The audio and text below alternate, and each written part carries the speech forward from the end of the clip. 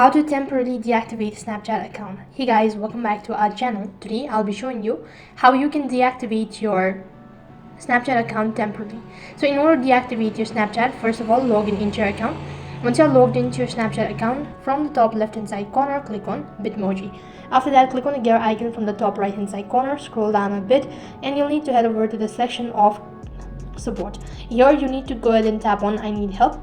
After that, you'll be able to see multiple options, so click on managing my account. So after you click on managing my account, you'll need to scroll down a bit and you'll be able to find delete or reactivate my account. So right over here, you'll need to select how do I delete or deactivate my Snapchat account. After that, it's going to take you to the help center page. Here you'll need to scroll down a bit and you'll be able to find the link in order to deactivate your account. So click on Snapchat account portal, the link, in order to expand it.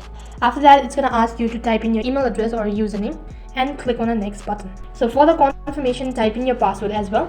After that, go ahead and tap on the next button. Once again, you'll be provided with multiple options. Scroll down a bit, go to delete my account. You'll be taken to the other interface where it's going to ask you to enter in your password and click on a continue button. So before deleting your account will be deactivated for 30 days, that is temporarily, and after 30 days it's going to delete permanently, so which means that you'll not be able to recover your account after 30 days. So make sure that you log in within the 30 days and you'll be able to reactivate the account once again. So if you're sure about deleting or deactivating your account, type in your password and click on the continue button.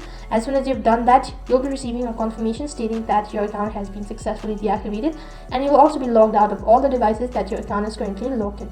In this way, you can deactivate your Snapchat account. That is all for this video. I hope the video was helpful. If it did really help you, make sure to like, share and subscribe to our channel. Thank you for watching. See you in the next video.